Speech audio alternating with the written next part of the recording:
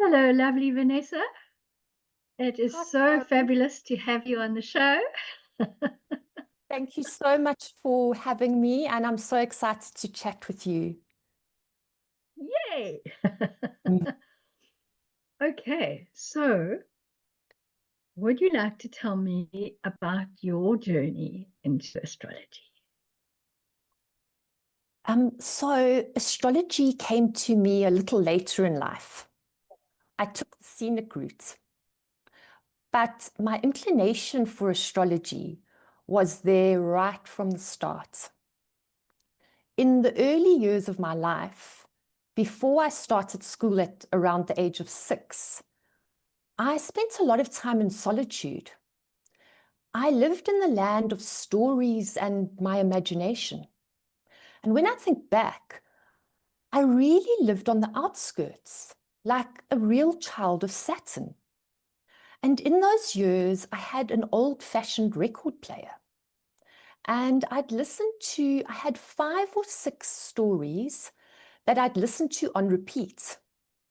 But every time I listened, I'd see something new, and the adventure was brand new.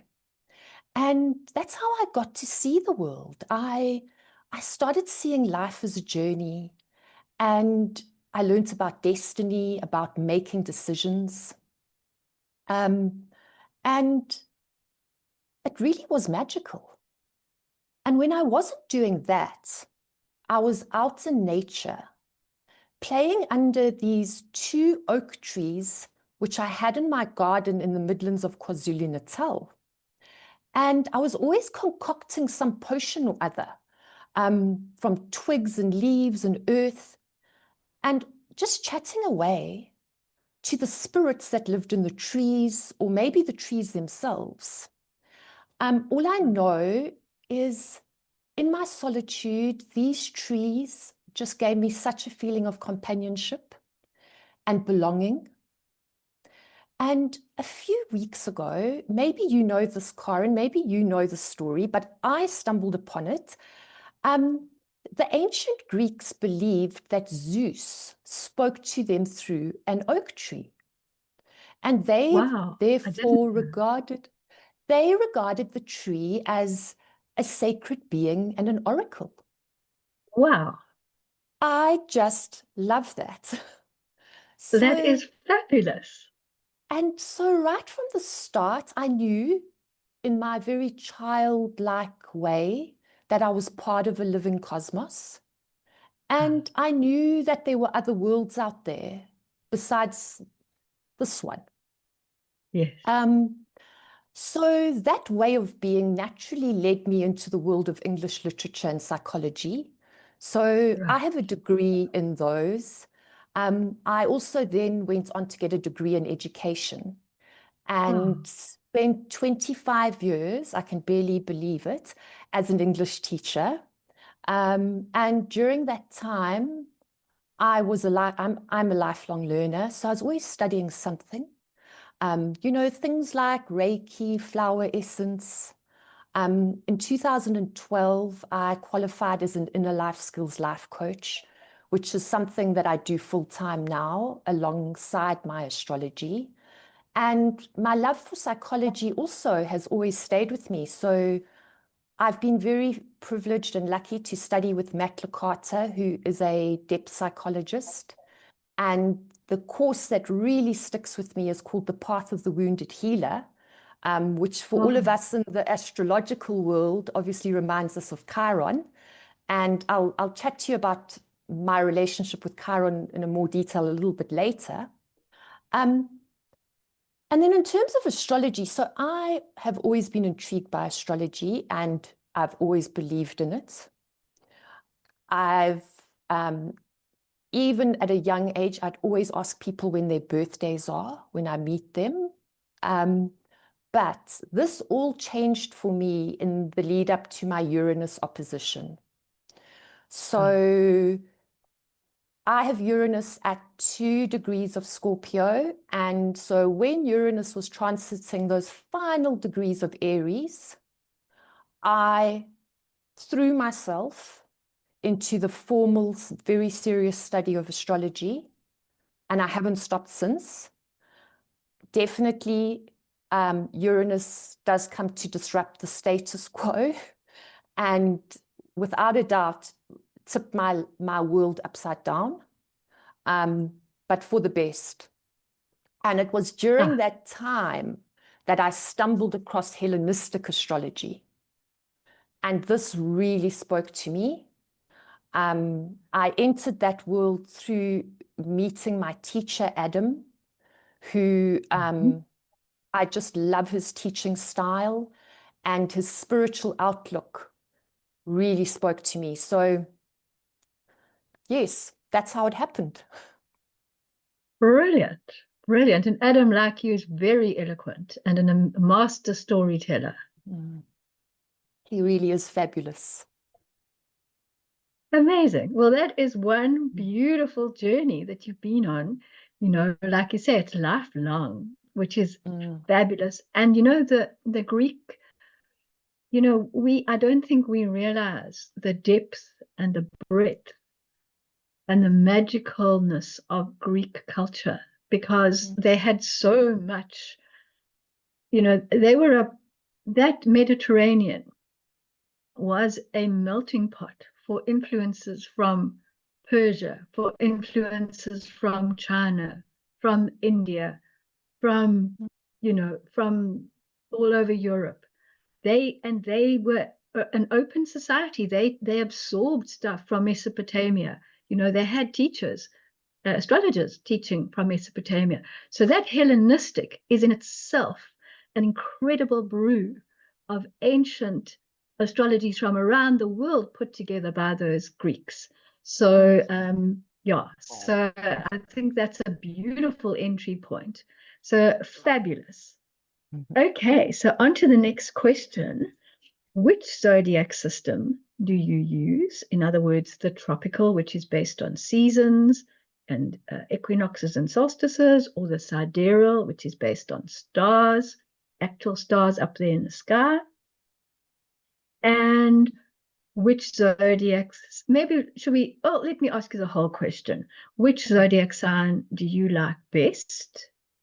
And if you'd like to share sun, moon, ascendant, or any other special feature of your chart, you've already explained about the Uranus activation and how that like shifted you out of the more conventional conservative teaching world into remembering and revisiting and you know, like you say, for the better, embracing all this alternative, and actually it's becoming mainstream, but all this astrological and other richness into your life. So yes, I'll hand the floor to you and you can guide us. So I use the Western Tropical Zodiac, whole sign houses, and traditional rulers. So I use Hellenistic techniques, but my interpretation is very modern and psychological. And I really try to bring a lot of sensitivity into my work. As we know, those ancient astrologers were sometimes a bit harsh in their delineations. My sun is in Capricorn. I have a Sagittarius moon, and I'm a Pisces rising. The sign that I most relate to, it's a blend really of Pisces and Sagittarius. I think it's really dependent it's dependent on the context with which I find myself. But I'll explain a little. For me, life is really a quest for meaning, connection, and understanding. I really believe that there's so much to learn and to discover. I just love the mystery of it all. And I'm always so excited to be a part of it. So those Jupiterian principles of cohesiveness and unity, they speak to me very deeply. However, if there's a job to be done or a deadline to meet, I can be such a Capricorn. So I think enchanted living and practicality side by side it just makes so much sense to me. Special features of my chart. I'll tell you a feature that I quite like. I have a stellium of planets in Sagittarius, and I have Jupiter in the first house in Pisces. So, yeah. Okay, so I'm hearing a very powerful Jupiter emphasis in your chart, in your life. And of course, Jupiter is the greatest benefic. It's the best planet in the sky. And it is the teacher, you know, from the Vedic name is Guru, which is from the darkness to the light, which is another word for teacher as well on different levels. So, and it's looking for the goodness in life. And that's what I'm hearing from you. You know, you're excited about the beauty of and the goodness and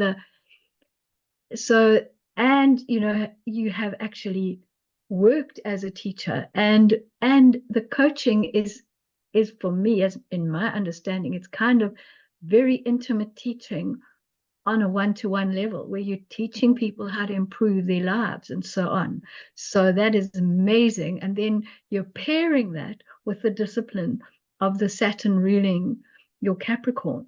So that is a wonderful, wonderful combination. And yeah, I love it. I love it. I love that you embrace the Jupiter, because I think the more in this life at this time, the more we can embrace that Jupiterian energy, it's good for us and good for anyone in our world.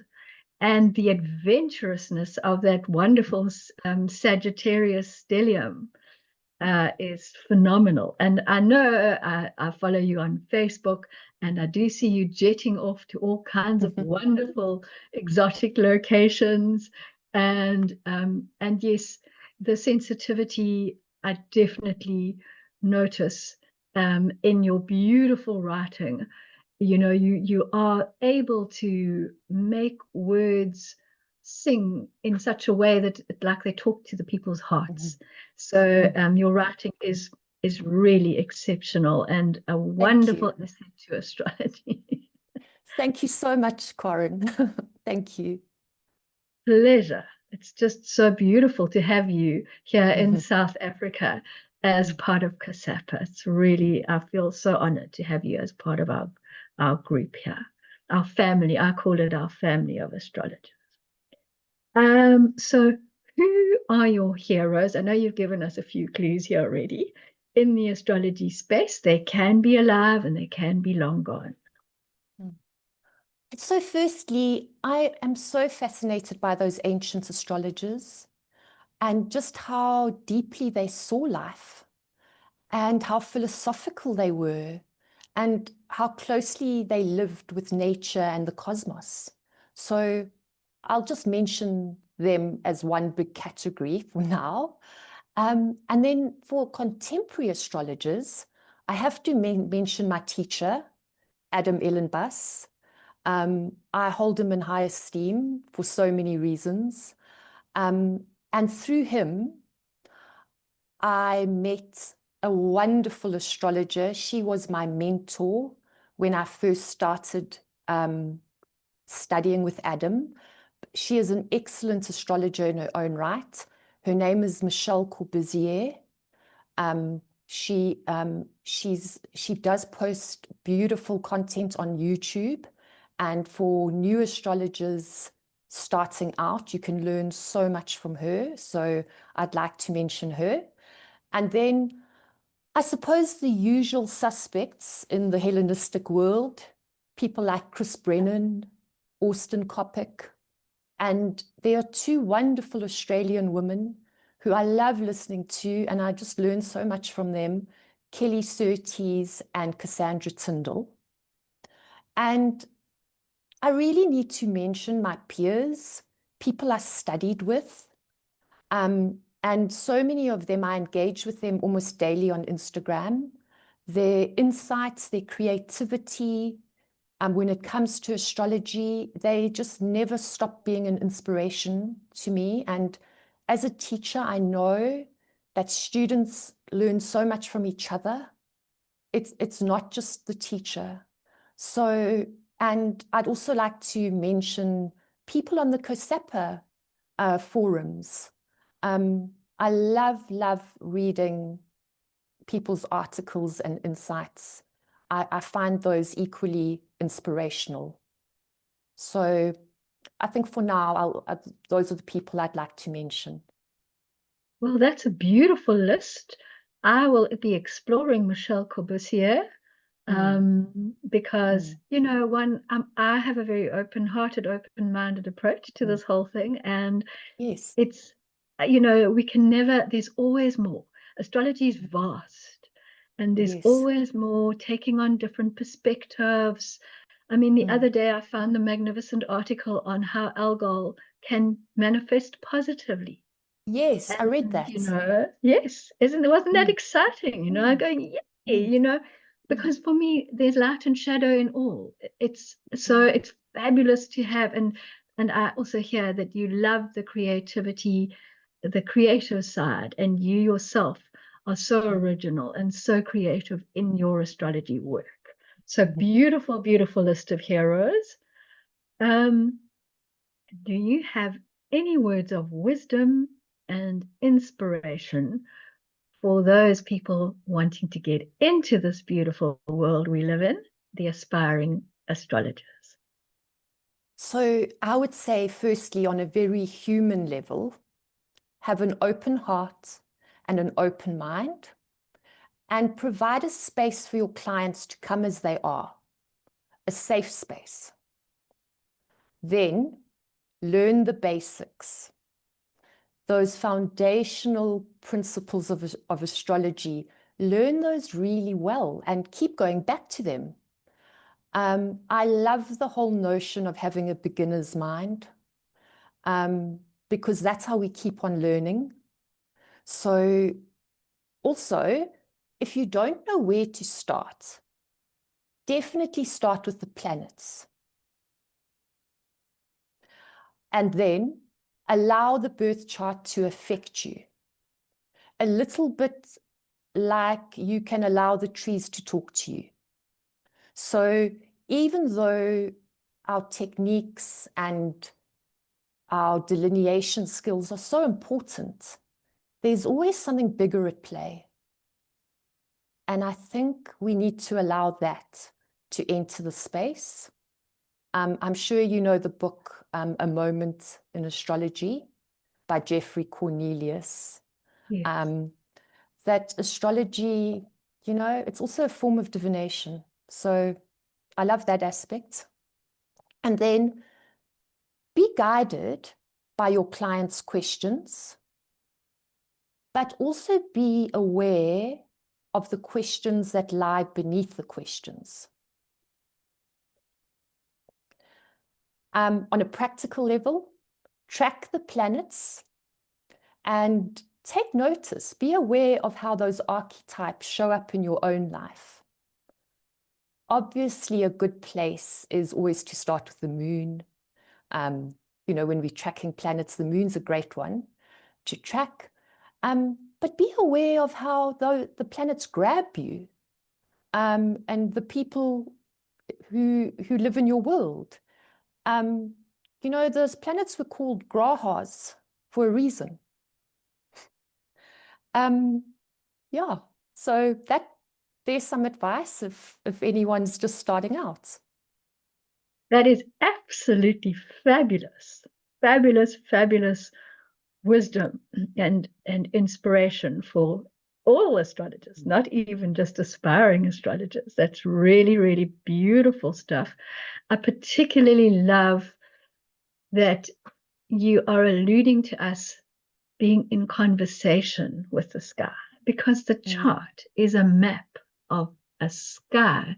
And I do not know of one person who doesn't have some kind of beautiful heart opening when they actually look at a very rich night sky, or look at a gorgeous moon Venus rising as we've recently had in the early morning sky. It's in our being to have an affinity with the sky in the same way we have an affinity with the trees, with flowers, with animals, and so on. So that is absolutely the conversation, like, so we having a COSAPA conversation here, but as you say, as we are astrologers, Astra is the root comes from star, and logos is a conversation on one level. Another, it's not logic, and there's so many levels of what logos can mean. But on one level, it's definitely a conversation. So, like you say, let's remember that we're in a conversation with the sky. That's magical. Yeah. So thank you. That was really, really marvelous stuff. I'm going to be re-listening to the recording, making notes. I love it. And which teachings, and books do you currently draw on most in your practice? So I have a list here of books, and I suppose the books and the teachers go together. So the first book, which was my textbook in my first year, is Hellenistic Astrology, the Study of Fate and Fortune by Chris Brennan. It contains everything. It's wonderful. And then another book, very similar, maybe slightly more accessible, is called Traditional Astrology for Today by Benjamin Dykes. It's a wonderful resource.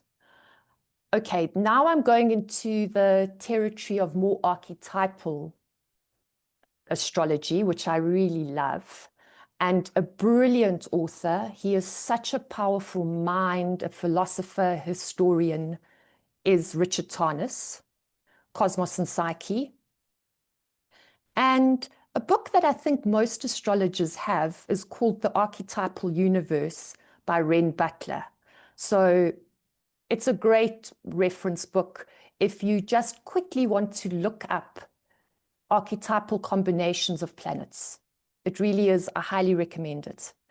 And then earlier on, I said I'd get back to Chiron. So I've been going through my Chiron return this year. And very interestingly, many of my clients have either been going through their Chiron return, or I've had so many clients with very prominent Chiron placements in their charts. And because of that, I've started to explore Chiron at quite a deep level. And the book that really I find invaluable is called Chiron and the Healing Journey by Melanie Reinhardt. It's fabulous. And Melanie Reinhardt is incredible. She did a great podcast with Chris Brennan a few years ago, if anyone is interested in listening to her. And then he isn't an astrologer. His name is Thomas Moore, a highly spiritual man and a very gifted writer and psychologist. He's most famous for Care of the Soul. And I am very interested in the soul, in the work that I do. But he actually wrote an astrology book called The Planets Within. And his descriptions of the 7 traditional planets, and I'm obviously including the luminaries in that, it's fabulous. And it's based on the perspective of Marsilio Ficino, the Renaissance astrologer. It's a great little book. I love it, and I refer to it a lot. Then I have to mention Liz Green. She is one of my absolute favorites. She's modern, she's psychological, but wow, what a talent as a writer. My favorite book of hers is probably The Astrology of Fate. And seeing as Saturn's just changed signs, I'd mention her Saturn book, Saturn and what's it called? A New Look at an Old Devil. Really great. And she has a new book out called By Jove. It's all about Jupiter, and it's on my to-read list. I haven't read it yet, but I'm going to do that soon. And then I want to mention this astrologer. Her name's Dana Gerard or Gerhard. She's American, so I'm not sure how she would pronounce her surname. I'm not sure if you've ever heard of her.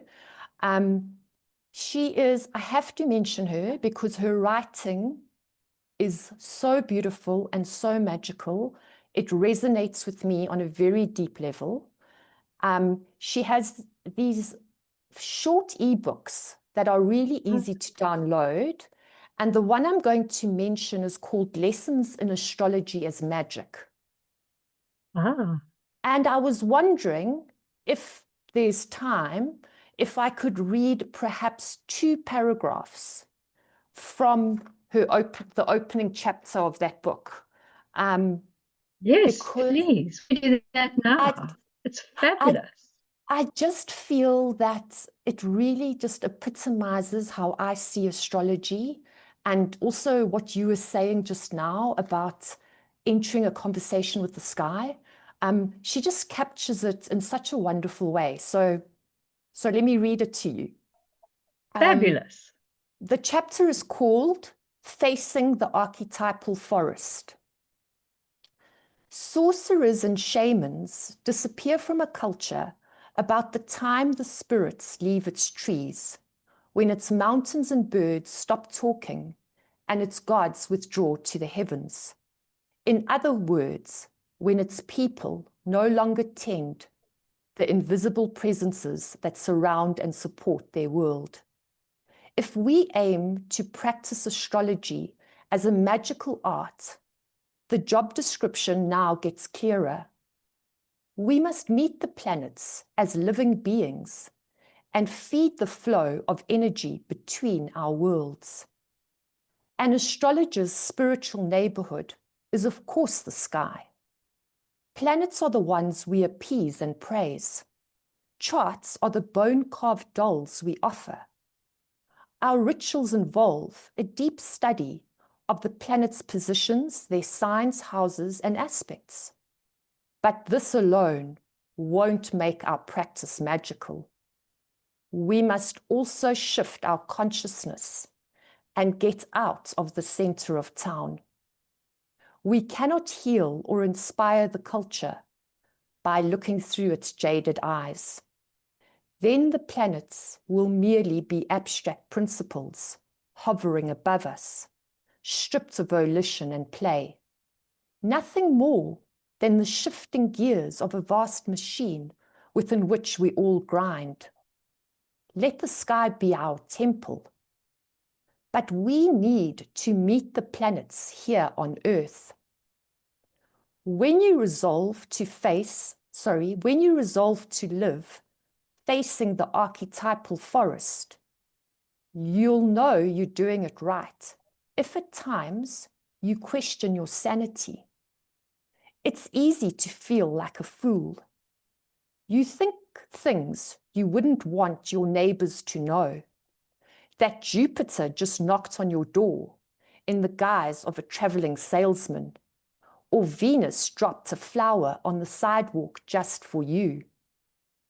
Feeling a little crazy is a sign that you're testing the boundaries of ordinary consciousness.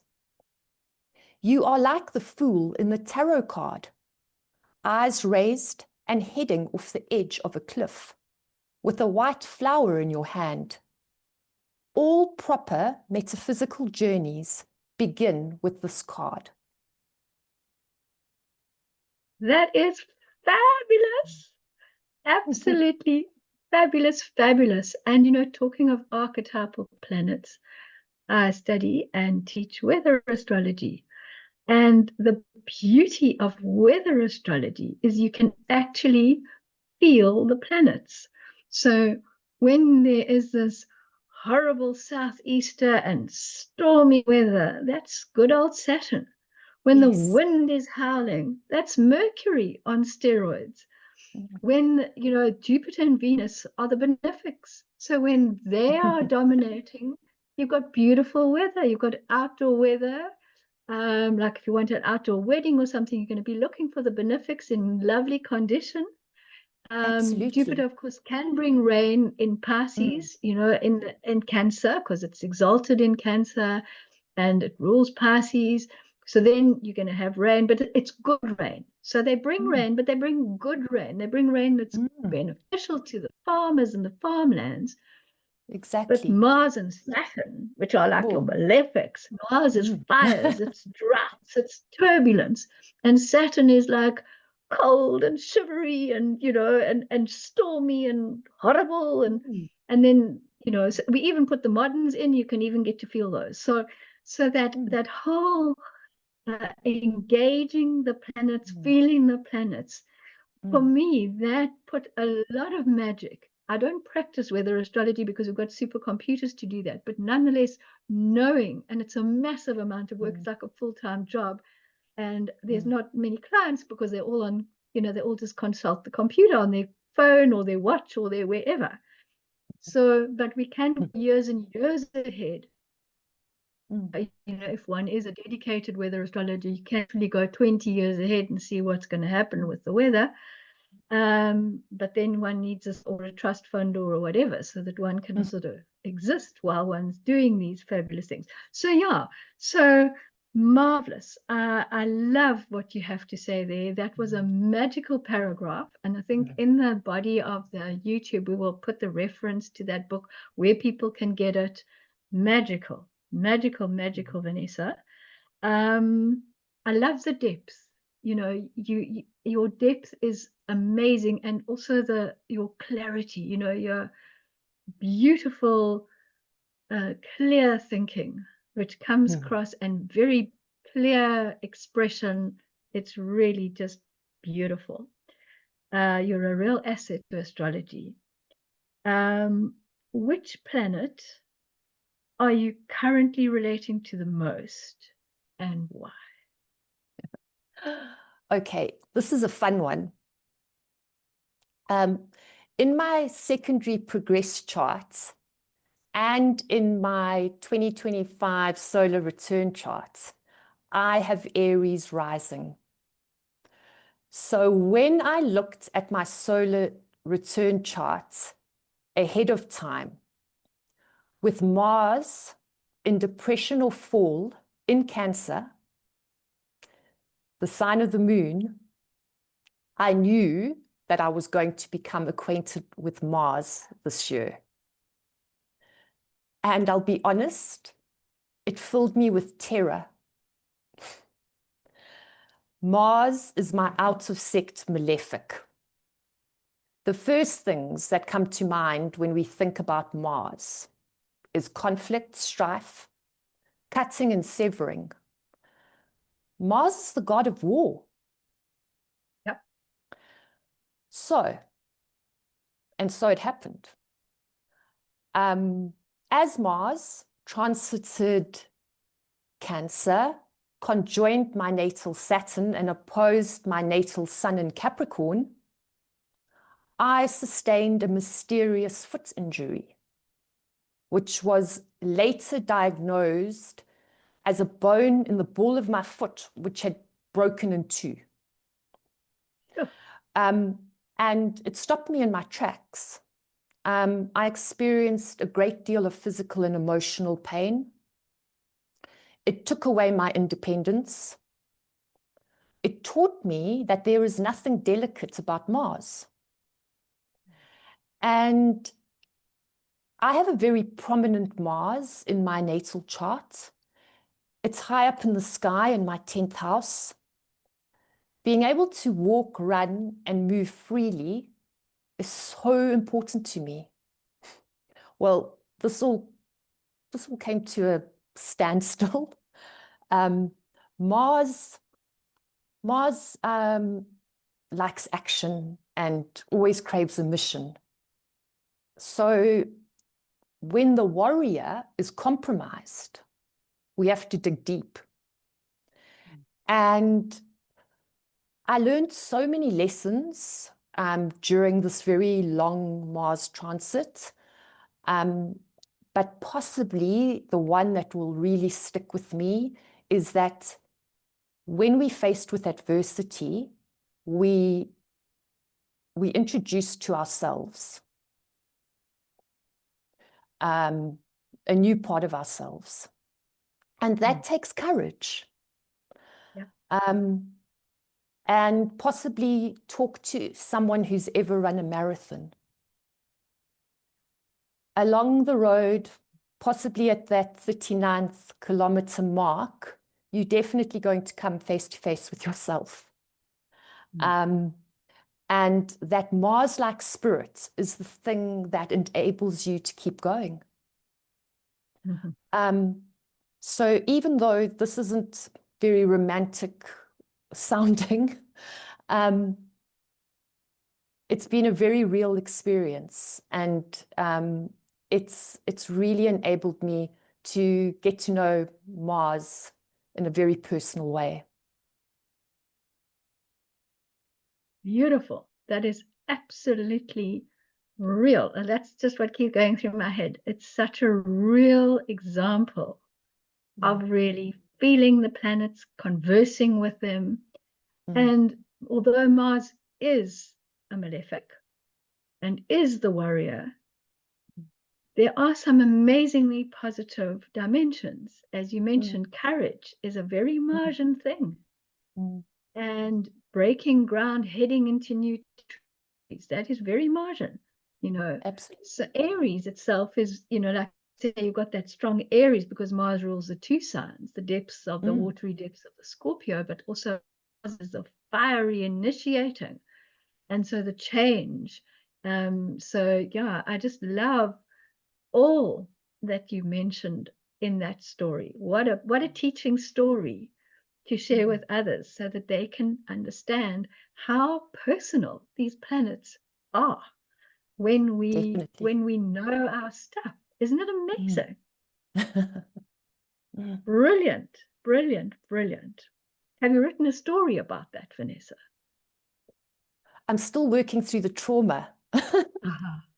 I'll get when there. you're done, write a story, because it's a marvelous teaching story and a wonderful for others to realize how the planets, you know, if you don't know anything about astrology, you don't know, well, how on earth does this all work? But when you hear a story like that, you go, all right, you know, you can feel the different levels of Mars through your story. So magic. Yes. Right. So we're coming to nearing the end of our wonderful conversation here. And so I would like you to share with us what astrology services that you currently offer in terms of readings, sessions, teachings, whatever offerings. Yeah, I'd love you to share that with us. So my absolute favorite thing is natal chart deep dives. I love providing my clients with a healing space. I feel that astrology can really help people embrace their authenticity, and that's how we heal and become empowered. So that's really important for me. I'm willing to go into deep, difficult topics with my clients, but I do that with a level of compassion and understanding, which I think is so important in the astrological therapeutic world that we are part of. I was born under a balsamic moon and with a 12th house Venus. So I understand what it feels like to be blown off course, to suffer loss, how difficult it can be to find our bearings in a tumultuous world, and something that people really struggle with. What does it mean to let go? Something I've grappled with in my life. So all these are sort of topics that I'm not afraid to go down those paths. You know, clients often come to us in times of uncertainty and difficulty. And it's to help people see that there are riches and gifts in those dark valleys. Sometimes it's hindsight that shows us those gifts. But, You know, any form of spiritual work can be so lonely. And it really helps having someone walk alongside you. So that's really important for me to provide anyone who comes into my space. That's what I'd like to offer. I also do timing, so year ahead forecasts, solar returns, annual perfections, looking at secondary progress charts. I absolutely love working with the secondary progressed moon. It seems like such a simple technique, but it just provides so many insights into the cycles we find ourselves in our lives. I really love that. As I've already said, I'm also a life coach with a focus on healing, on a focus on the soul. So I really bring those skills and that way of being into my readings too. I'm quite interested in electional astrology. I don't think it supersedes fate. You know, I don't think we can outsmart fate, but it is quite fun. And if you're going to launch a podcast or start a business or have a wedding, you know, you want to get married in June, why not have a look at which Saturday might just work a little bit better? So I do like electional work too. And then, I love art and I love beauty. I'm a Pisces rising, so I love all that part of life. I am not an artist myself, but I joined up with an artist friend of mine, and we created these zodiac cards, which are, I think they make great birthday gifts. So instead of buying your friend a birthday card or even a gift, you can buy one of ours, and they come as pairs with a beautiful watercolor artwork, and then I've done the writing that accompanies the artwork. I know lots of people frame them, and I was wondering maybe I can share my screen and just show you what they look like. Okay. I love your work. I love the combination of the art and the writing. It's magical. I have my own beautiful examples that you've gifted me, which I just adore. So yes, please do share. Okay.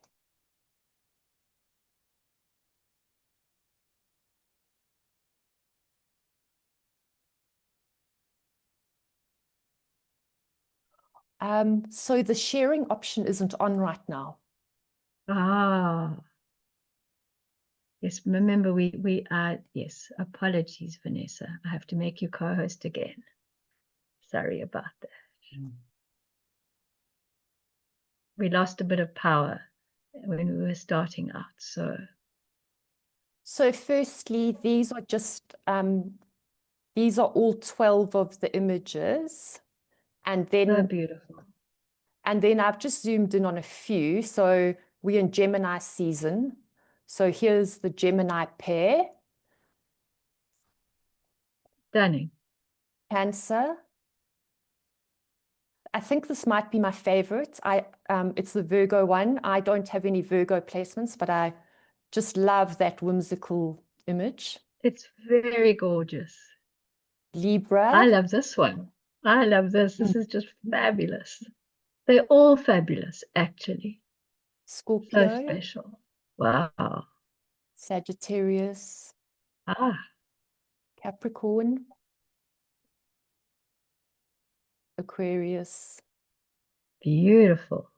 And Pisces. Absolutely gorgeous. They're Thanks, gorgeous. Karen. Absolutely gorgeous. And like you say, what a wonderful gift idea. You know, often people gift sessions, but I think this is super duper special. And what people could do is they could gift the cards and a session from you. So that would Yes. be absolutely, and then the people would have some idea of who you are, because so many people who've been gifted sessions arrive, they have no idea who you are. They have no idea what you do. So you have to go Exactly. through a whole Yes. just somebody told me I must come and see you. I'm going, all right. What did they say? No, just come and see. I'm going, yeah, okay. Well, let me just tell you a little bit. So your cards would Yes. be the perfect introduction for your what you do, and Yes. you do a huge variety of using the sky conversation in life, which is absolutely super. So you do, and you're bringing in all your other skills and training. It's a package, you know. That's the beauty, and that's why I think, you know, people are drawn to us for very special reason. We draw to us the people who need what we have to offer. I don't know how it works, but it does seem to work like that. And I you know, agree. like you were saying, you're able to sort of go through the dark valleys with people and show them the silver linings, show them what they can gain from it, you know, because we don't sometimes have a choice. We've got to go through the dark valley, but we can choose the attitude, and we can choose how we're receiving, and make it a lot easier than otherwise if we're resisting. I also love the releasing story. That's huge in my life right now. This is my year of releasing, and you know, staying focused in my own space and my own being. And it's a process. It's not a 5-minute thing, and so beautiful to have someone walk with one as you offering. So you're offering very high quality services, which is fabulous. And then, yeah, just to end off, if you will tell everyone how they can reach you and how they can engage your services. So I'm always very happy if people send me a text message. That's very quick and easy. I have a website called Joanna on Earth. I also am very active on Instagram, so people are very welcome to message me there. On Instagram, I'm at Joanna _on Earth. And then I'm on your COSAPA directory. Indeed. So those are all the places you can reach me. Fabulous. Thank you, Venessa. And underneath on our YouTube, where we'll be posting this podcast, we will put all the links, because on the COSAPA directory, and I'm sure on Venessa's website, you will be able to find her WhatsApp number. Certainly on the COSAPA directory, you'll find her website as well as her WhatsApp for messaging. So thank you so much. This has been absolutely magical. I've loved every moment of it, and you've been the most wonderful fellow conversationist or sky conversationist. Just been beautiful. So thank you so much, Venessa. Thank you so much, Karen. I've just loved chatting to you, and I really am very grateful for the opportunity. So thank you so much. Wonderful. We'll have a beautiful day further. You too, Karen. Okay, bye.